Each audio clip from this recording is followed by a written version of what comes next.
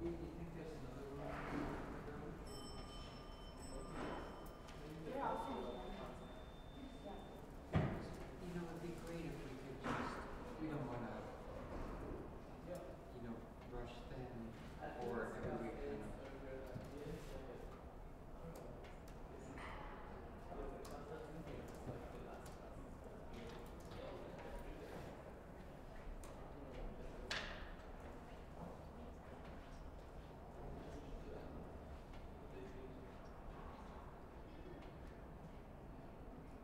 This is my news that you're gonna like have someone's Oh, yeah, that's right. they like. Yeah,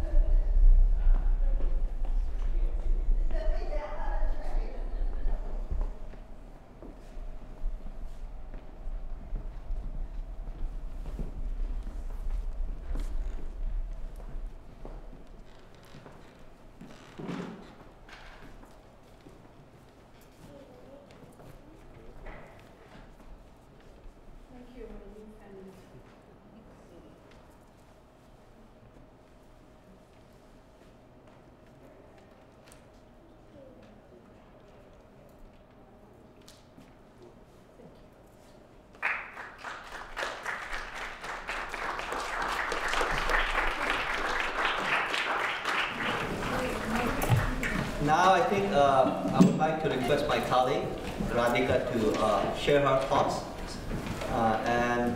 Sorry. Great, wow. Now, now I'd like to, because I have to speak to the, I guess, the microphone because we're recording it.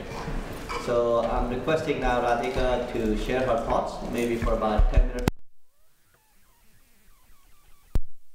A performance like this, you're bound to have questions, and you're bound to have many ways to look at it, and it can go in all kinds of interesting and exciting directions. But unfortunately, we have this place only up to 7 o'clock, so we'll try to end around 7 o'clock. So my apologies to Ashmina that we can't carry on this conversation for a long time. So about 10 minutes for Radhika, and then we'll see what Ashmina, if she wants to respond or add some things to that. And then also we'll allow at least 1 or 2 rounds of comments or thoughts from you guys, including any questions you might have for Ashmina.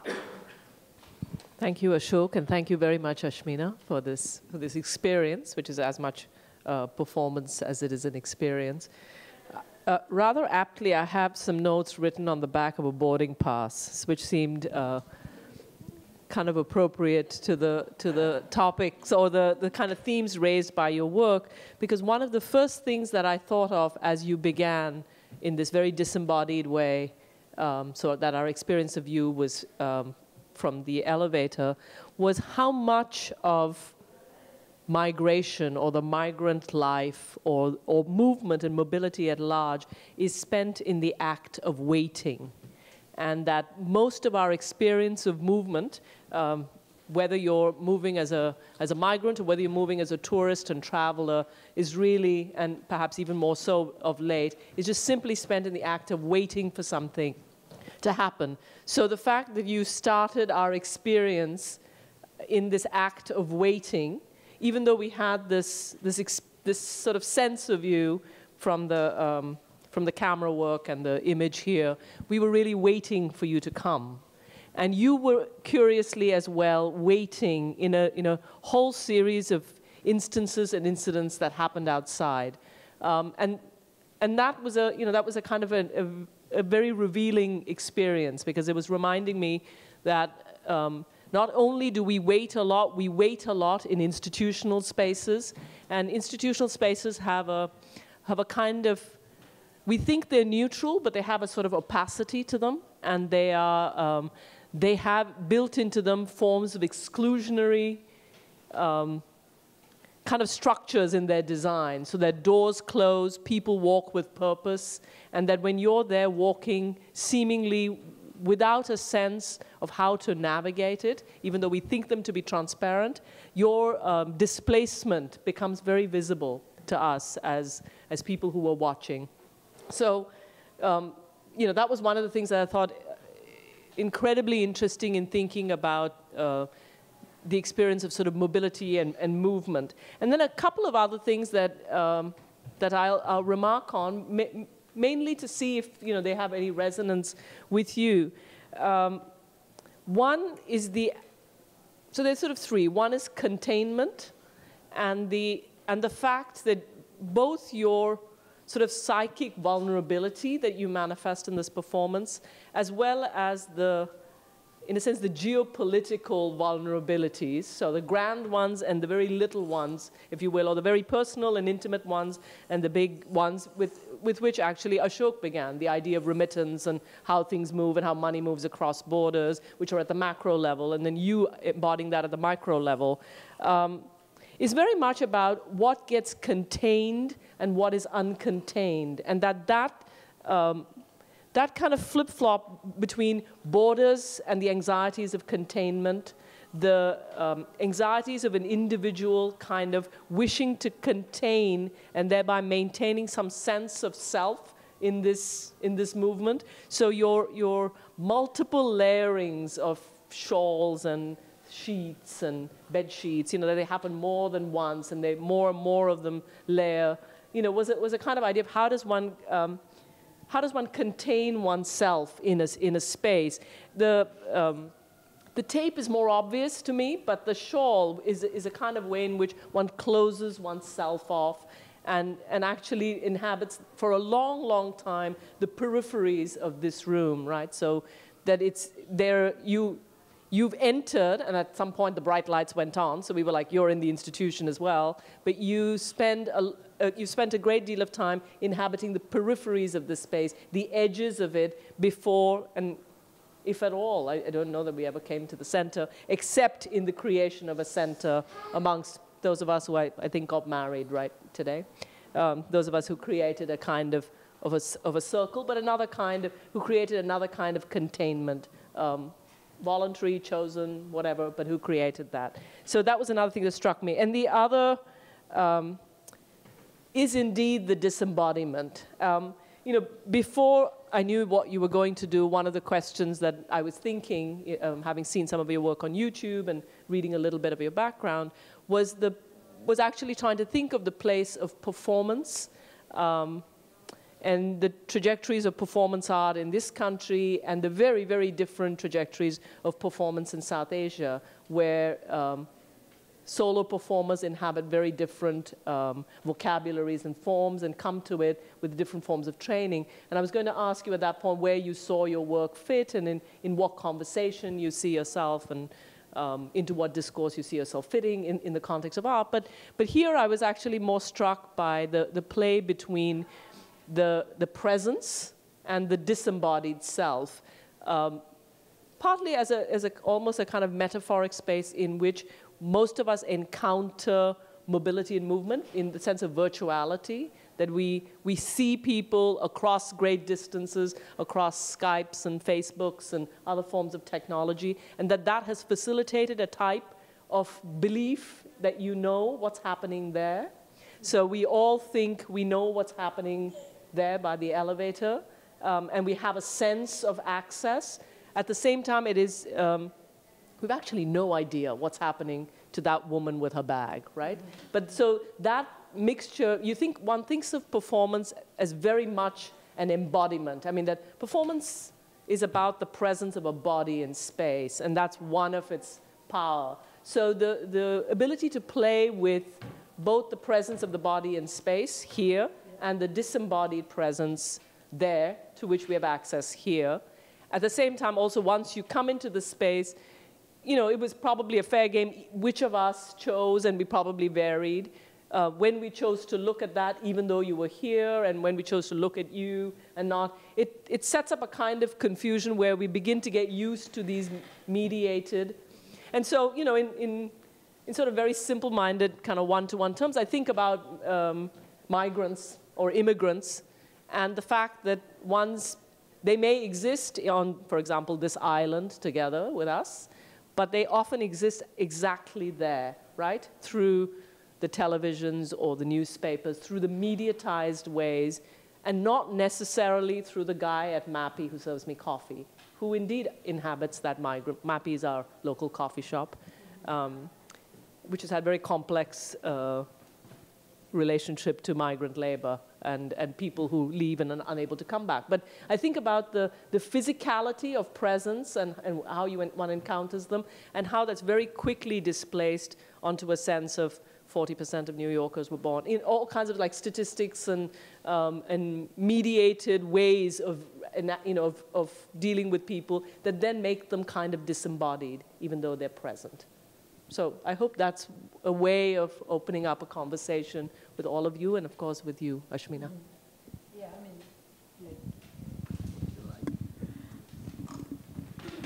I think that presence and absence is one of the most important thing, I think, for this performance in a way.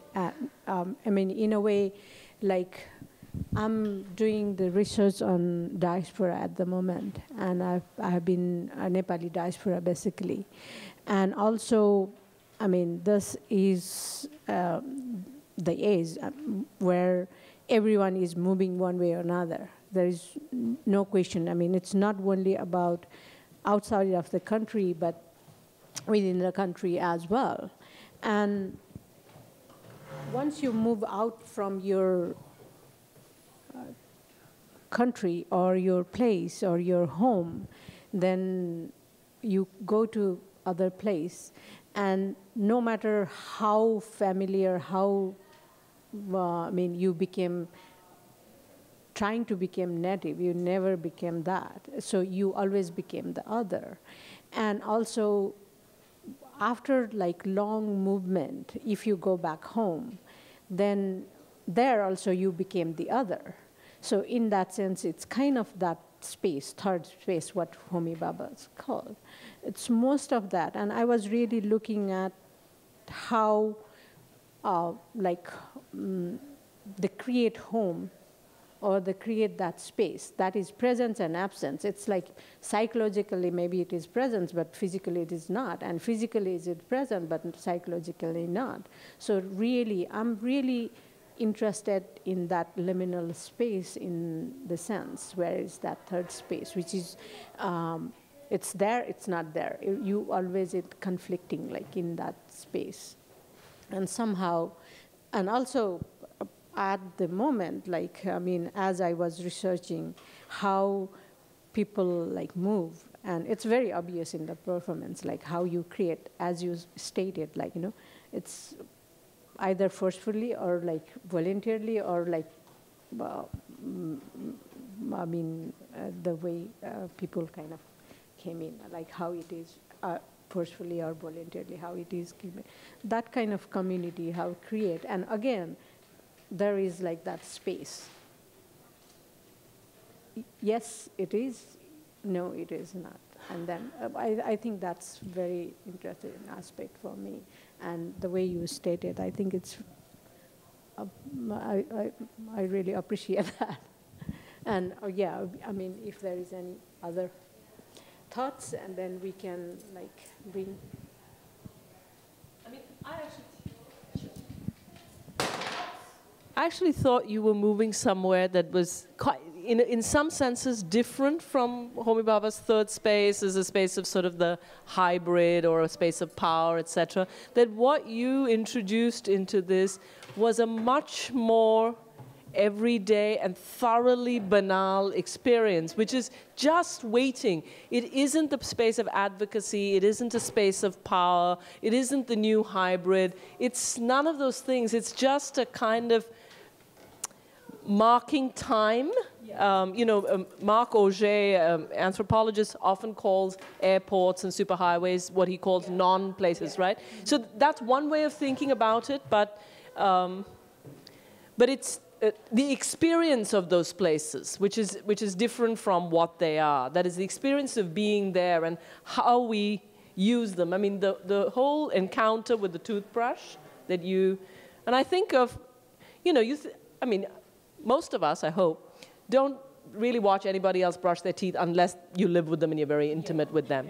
On the other hand, you know, you land at an airport and you go into the airport bathroom and suddenly you're deep in, you know, every form of very personal morning ablutions, right? That are, you know, every sound that you're in the middle of. And it's sudden encounter with a strange, intimate bubble into which somebody is waking themselves. So you have this kind of access because we are all together in, yes, liminal, but yes, in this kind of suspended space. And that's the piece that struck me as, you know, kind of different and interesting, and in that sense, quite different from the Homi Bhabha type of, or the ideas of third space that allow one to say, oh, we're hybrid, we have the possibility of a different interaction with the here and now. This is sort of like a nowhere, right? And so, and that makes it interesting, and to me, still ambivalent. Yeah, I mean, this is definitely, I mean, I think this is definitely ambivalent, and also it is kind of really the process at evolving, and then it's kind of really being in transition. That's how I see more like that. And that transition itself is whether we call it third space or not. I mean, whether we bring Homi Bhabha or not, that's different. But it's kind of that experience of that in-betweenness. It's kind of nowhere, but at the same time you are somewhere, you know? And I mean, I'm not really, I mean, I don't know. I mean, for me, that is also like the experience of how when we move, how we move, and that experience, I think. And also like the virtual and the kind of being present here, and that kind of giving you distance, and that is actually what is happening now. Like every day we kind of Skype, or kind of, it is, you know what is happening, but at the same time that sense of not knowing exactly what is happening. And that is again like you are there and not there. It's more like that. Any comments or questions? Please. Yeah, let me. We have to speak. Sorry, this room doesn't. Probably doesn't, I was very interested in what you did. Tomorrow morning at 5 o'clock at the Hoboken train station, people like you will be there. We'll be sitting in the waiting room at 5 when the station opens. And then about 7, thousands of people come in from Western New Jersey and run through the station, but pass us. They don't pay any attention to us in the waiting room. Most of the people in the waiting room are homeless or in some way traveling through. And the people who have a purpose run to either the boats, or they go to the path, or they walk to perhaps a job in Hoboken. And that sense of otherness, where we literally are sitting there in the waiting room, and there is no one else there but people who are going nowhere at all. And there's a couple of things that, for me, were unusual. First of all, the deference that the audience paid to you. That's not usually the way it is. We know each other, but we're very careful. We don't intrude or move close to you, or, you know. There's usually I don't know if you've ever been in the train station, and it's been repaired since Sandy, but there are huge benches. Each person gets, he's here and I'm here, and there's space in between us, but we don't intrude on his space. And then the other thing is the desire to have your own space, which I saw with your tape. That is an unbelievable need, to have something that belongs to you, even if it's the bathroom, the biffy, the outdoor toilet where you can lock yourself in at night. And the other thing, of course, is your possessions. And the care and the absolute, I don't know what the word is, danger you feel that someone will get your stuff somehow, your bag, or, you know, that someone will take that. And the things that you have with you, those shawls, for me represented a sense of the past, and something that was important, and something that tied you to your reality, you know, your security. That's how anyway, I found it very, very moving.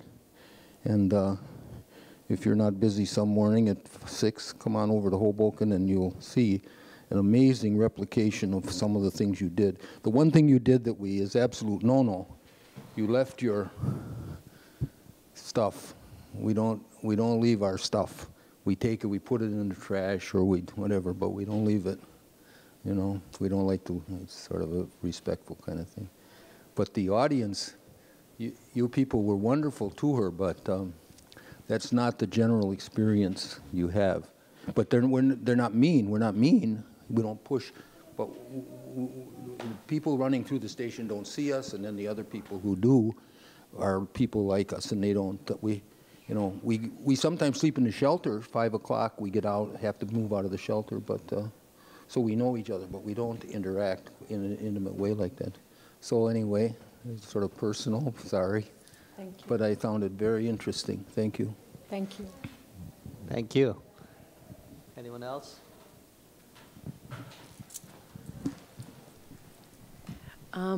Well, I think that you might not recognize that she had a choice as to who she could create a community with, and so in fact, she had an active role in sensing who might be sensitive to her plight.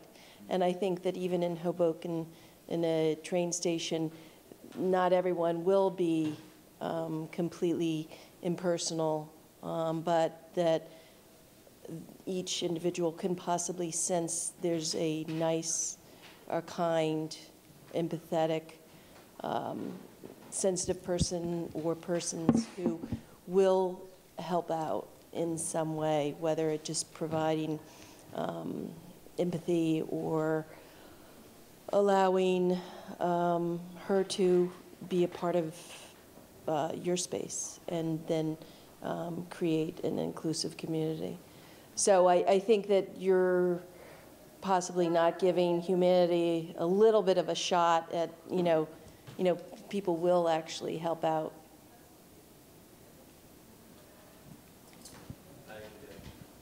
I would have known them to see it be a chocolate. Did you not get a chance to I didn't. She actually did, she moved you. I was excluded. But did the taping first before, so there was a precursor. So if you got up, I suppose, and moved out of that tape, then you might not get invited into the chocolate. Part of the chocolate. That's me. One of the things I noticed was that when she moved around, if you notice, she went close.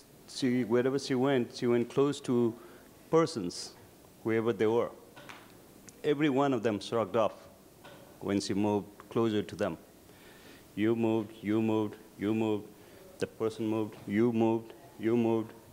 He was forced to move because she was cutting up. But I think this kind of represents that a lot of the immigrants are shrugged off up front. Without really knowing who they are, what they are capable of, they are just shrugged off up front. And as time passes, as they understand, they realize, then they slowly become part of the community, part of the larger society. I think that is my sort of feeling. And I think that's pretty much true no matter where you go in the immigrant community. In the beginning, nobody wants to accept it so easily. And it changes as time passes.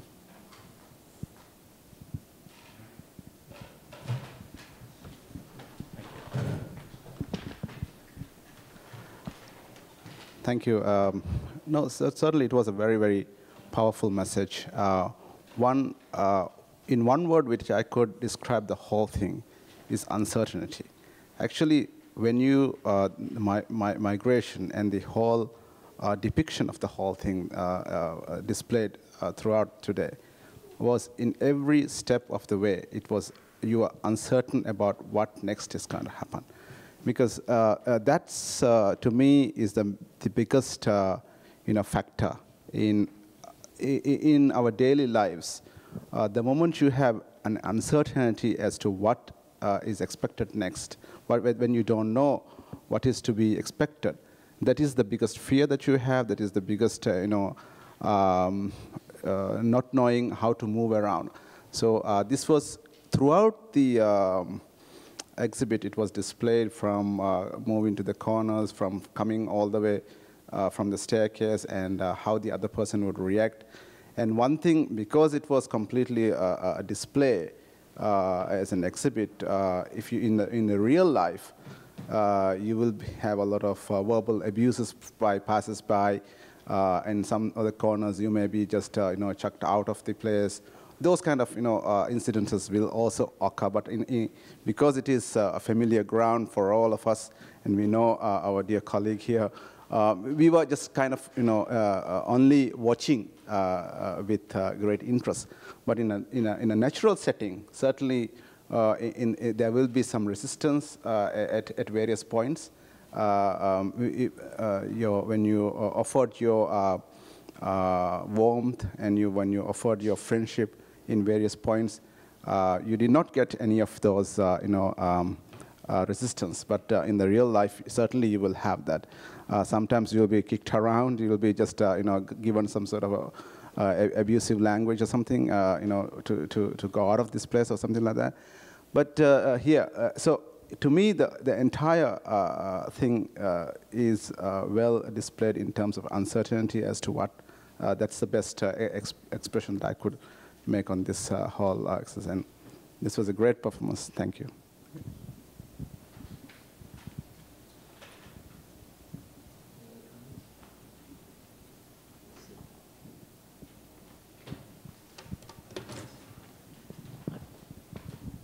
I just found the whole thing very insightful, and one of the things that it reminded me of, you know, when I'm living in New York in the United States, I feel very much totally in control of almost everything all the time. And one of the few times that this reminded me of was when I was traveling in Taiwan, and I was on my own, and I could not understand the language, and I could not read even the characters. And then I felt completely like in kindergarten almost like a child, because I could not, and that felt very out of control. And I sometimes during that period of time, I felt the need to sort of hunker down just to get more, just a sense of, I don't know whether it was control or just a sense of security. But it reminded me of that, and that was many years ago, so it was quite interesting. Thank you.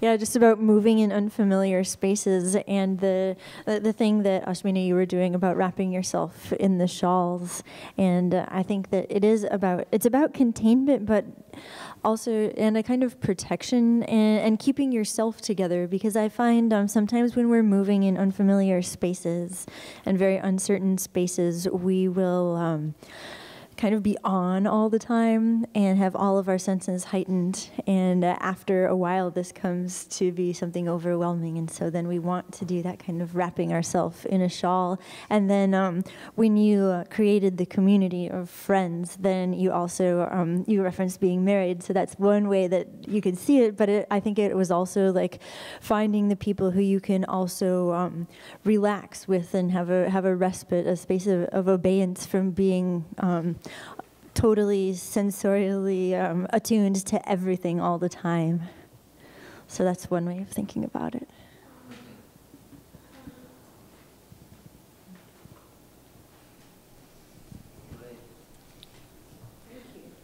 Yeah, and it was really emotional and beautiful, so thank you. Last minute thoughts that you want to share, or whatever?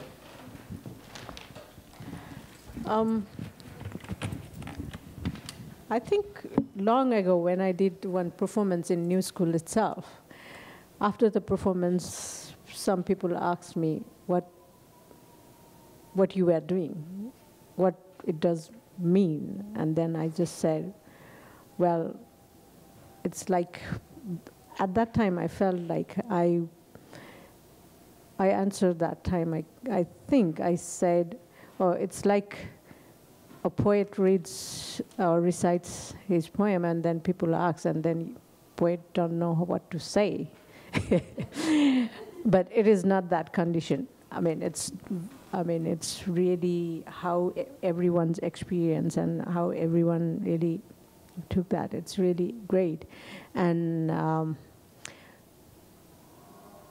I think like as an artist, and like when I create, when I am in this space, when I'm creating, I'm in unfamiliar space too.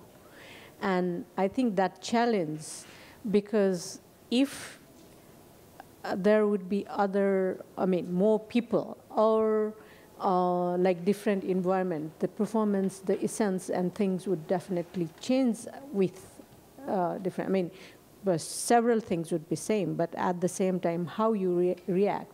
And when you are performing, you're being there, and also the audience, or like how it react, it's really important, and it gives more life in its sense. So I think it is really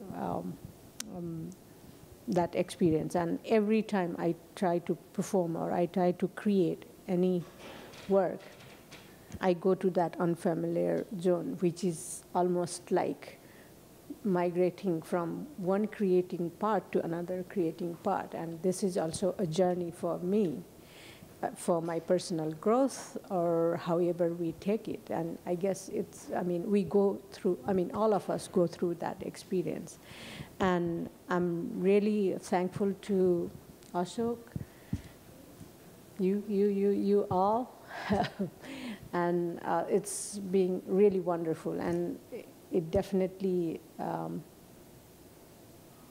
gives me to look forward and go forward and create more on the things in life. Can I ask how you construct the work? What are the variables that are set, and what is open for? Like, how do you craft the performance? Usually, like I work on my head a lot, and then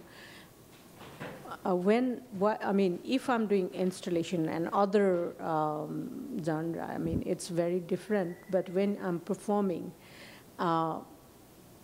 sometimes I know, I know how I'm going to do what I'm going to do, but the reaction and senses and how you, like so many things, really depends on the audience as well. It really depends.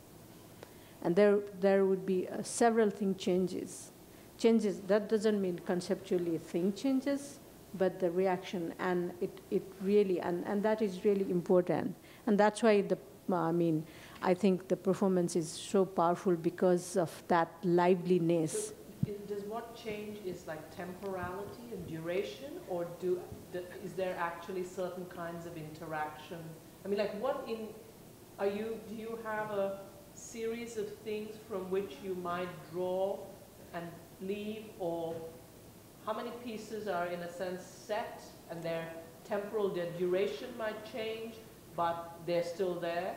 Is what I'm trying to understand, like how, yeah. Obviously some of this is site specific, right? You elected to yeah. do, but this could be done in different places. Sure. So how much of that is shifting, and how much of it is in a sense part of a performance that you know? The sequence that you know? Because before I do the performance, I come at least and see the space, so I know the space. And kind of I think through, like, okay, this might be the way I was moved, I'll move, or I'll do this or so. So I know quite a bit, but like the interaction and also duration really differs.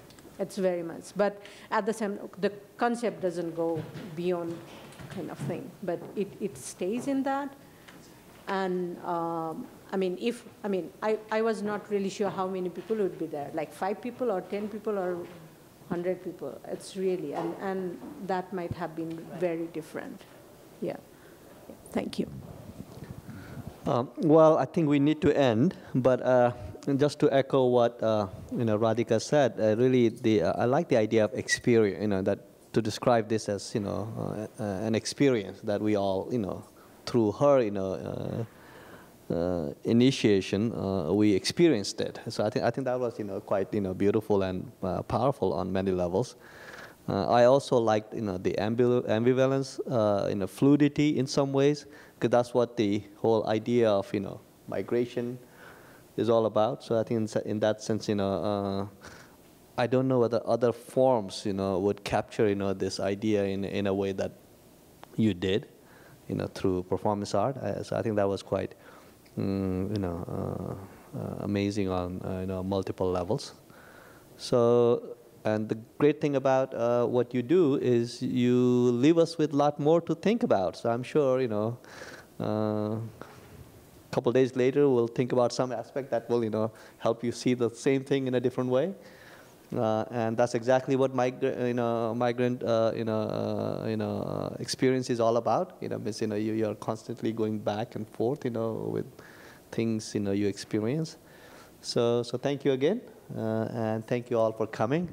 So do visit her website. She has a lot of those things, these performances as well as her other types of work posted on the website. So I think you can certainly stay engaged with her work and stay engaged with India China Institute's work. So thank you all. Bye-bye. Thank you.